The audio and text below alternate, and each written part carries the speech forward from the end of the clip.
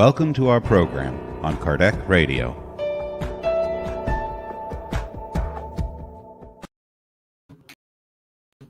Hey, hello.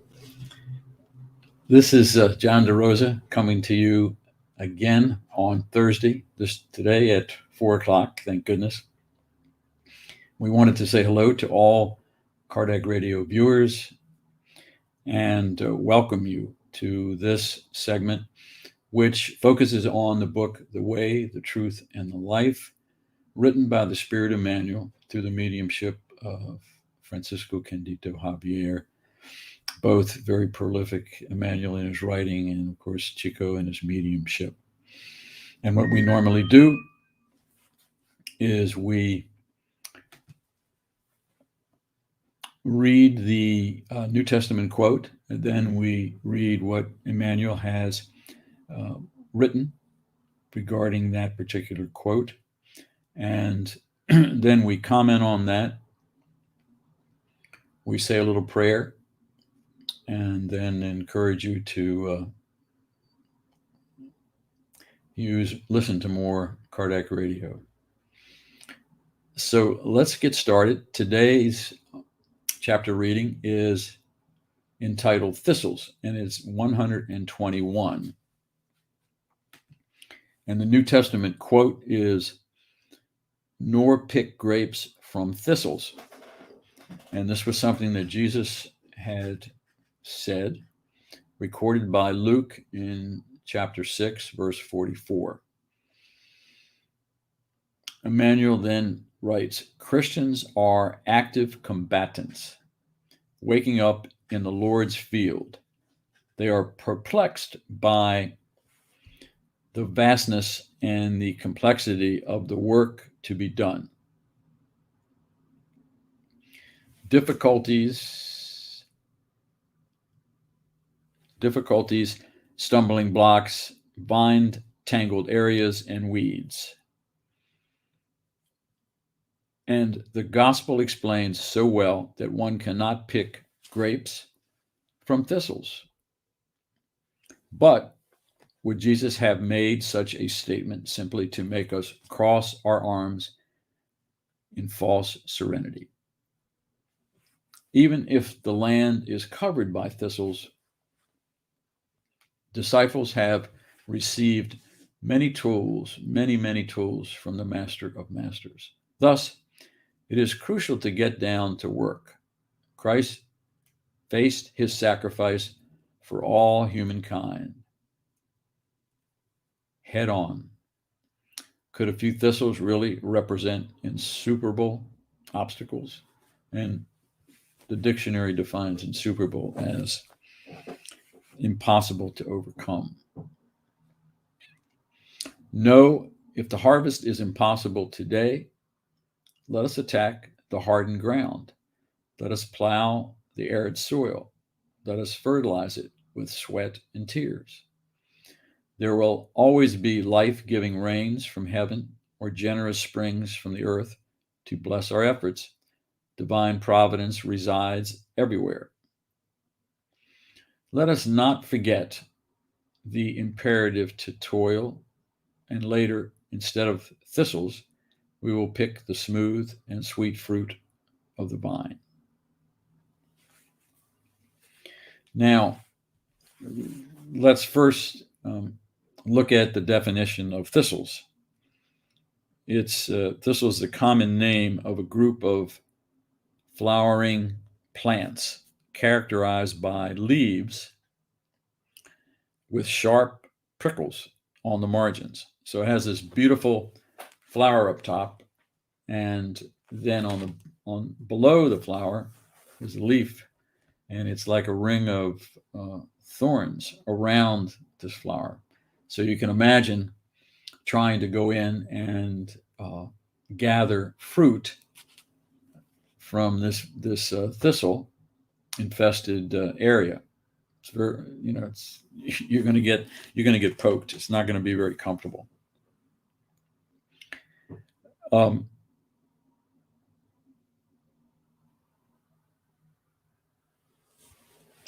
So if thistles I think what came across to us in reading this a number of times is that the thistles represent this material aspect of our life here on Earth. And they're obviously going to make it very difficult to understand the spiritual nature of life on Earth, because what happens? We get so entangled with our material demands that are put on us from family efforts, from work efforts, from community support, and so forth. There are demands that need to be done. We go to work, we have to earn some money. If that work has to be done, and what you get separated from concentrating on the spiritual aspects of life. And they occupy us instead of the spiritual aspects. And of course, the spiritual aspects are what? Love of God, love of ourselves, and love of our neighbor, family members. And so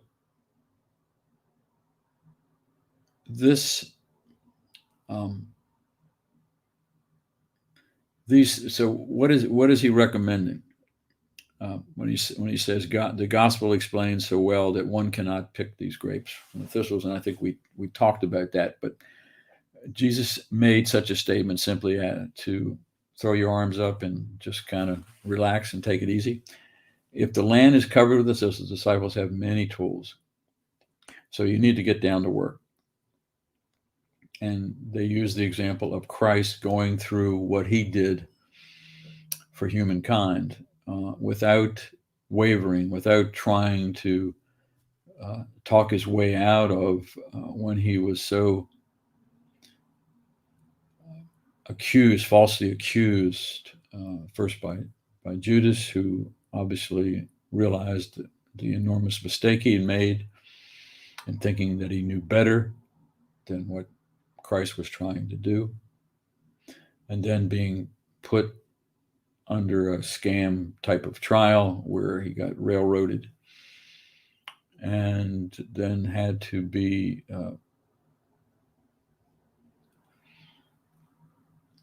given the whipping and the crown of thorns and the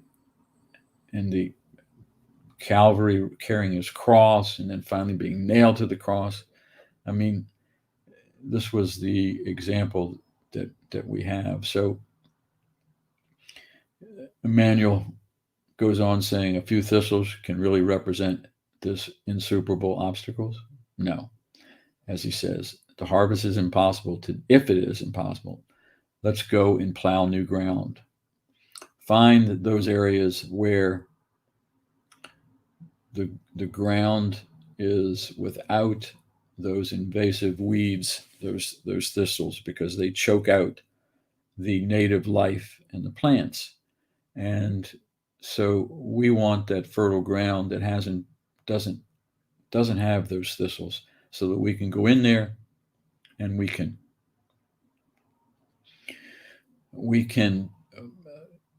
use that opportunity to reach out to people, not necessarily by the preaching, but by our thoughts and, of course, our words, always coming from a friendly and non-accusatory, no judgment type of aspects, and also by our deeds, helping one another, always looking to do the good. This is what the Spiritist literature is filled with, is over and over again doing the good. Our role models, of course, is Jesus, and we have Chico, the way he lived his life, always helping people. It's just like a continual, every day, helping people in some way. And Emmanuel goes on here talking about the sweat and tears that we put in, and those sweat and tears and the plowing of the ground are how we work on ourselves to overcome, first and foremost, our particular issues that we have come in this particular lifetime to overcome. And while we're working on those, we still are expected to follow that second great commandment of treating people the way we want to be treated, and going out of our way to do the good, to either think the good, to speak the good, and to accomplish the good and mold it, continually molding it. The opportunities are enormous. There is, yesterday at 6 o'clock, Carol Correa had the 6 o'clock prayer, and just so happened that she picked out, or the spirits picked out, from Living Spring, another one of Emmanuel's beautiful books, chapter 78, and it was called Divine Grafting. And in the Divine Grafting book, or chapter, I should say, it's chapter 78, as we said.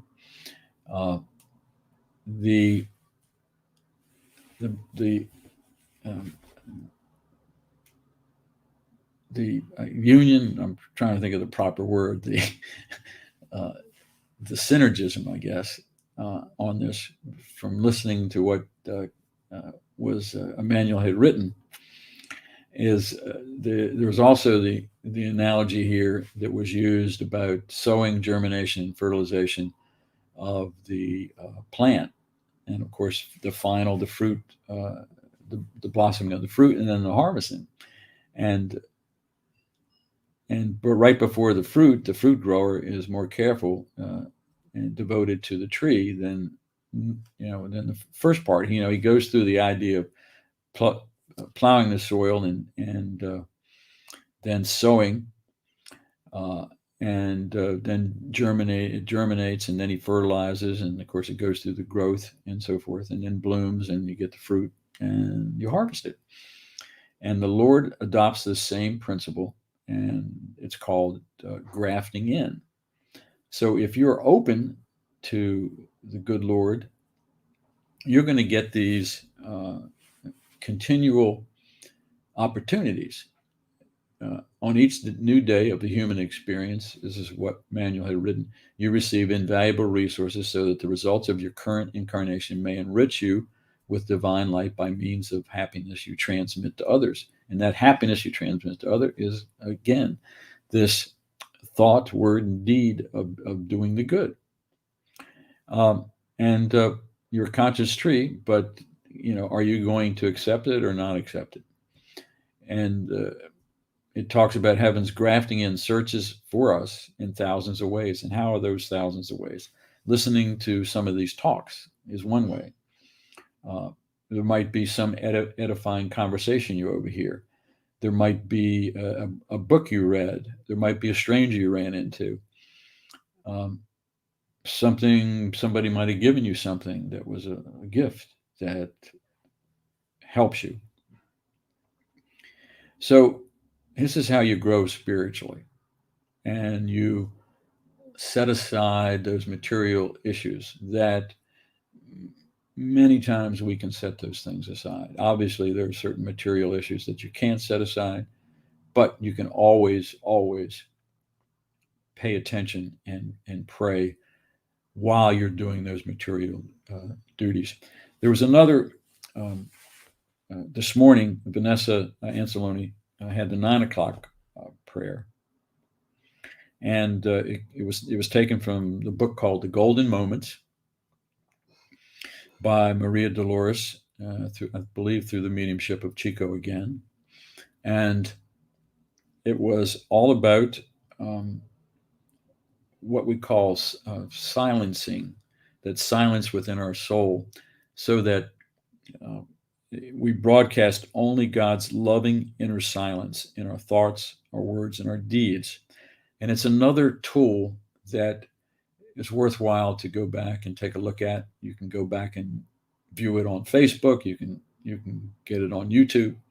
So you put all three of these little prayers and little chapters together, and you have just a beautiful way to rid yourself of the life's thistles that you run into. So, Andrea, thank you for being here. So let's take some time out now for a little prayer. Dear Mother, Father God, Lord Jesus, Mother Mary, and spirits, Kardec radio spirits, and the Spirits of Society of Virginia spirits, and all our spirits that may be here. We are so grateful for the opportunity to be here, and we thank you for your protection and guidance during this particular broadcast. We know that the narrow road to the afterlife and to Christ's bountiful blessings and following in his footsteps lifetime after lifetime to improve ourselves is always fraught with those material aspects that get in our way. And we ask for your guidance and protection during that particular time, knowing that you continually offer us these opportunities to grow each day, as God is everywhere. The divine goodness is there for us. It's just a matter of us waking up and being aware of it. We also, at this particular time, want to implore your healing love and energies to be distributed among this families of ours, our neighbors, our friends, and of course our city and state, and across the whole United States of America, and of course to also cover the earth. We hope that society will continue to become more aware of their fellow brothers and offer to help them in any way they can. To know that selfishness must be minimized within our lives, first within ourselves, and then within our interactions with other people, family members, friends, work associates, anybody that comes into our lives. We must practice that wonderful inner silence that each of us have within us, as we were created with God's divine essence within each one of us, which means that we have the potential, but we must bring it out of us each day that we're here and given that opportunity under this material cloak, knowing those are the challenges. Those thistles must be vanished away so that the fruit of our lives, how we live, how we blossom our fruit in our lives, given the opportunities that is presented to us each day. Thank you once again for this opportunity, requesting permission to end this little prayer, and so be it. Well, thank everyone for being here. Looks like my friend Carolina was listening in to Kardec Radio for Kids. It's always a pleasure to have this opportunity, and we look forward. We also have to remind you to tune in to continually listen. One of the things that thought that was always given to me is during the day, we turn on the Kardec radio and we have it continually playing, especially when we leave the house, because we know there's spirits always with us and there's spirits that always hang out in the house. So continue to entertain them with the soul nourishment of Kardec Radio. Good day, my Kardec Radio friends and all others.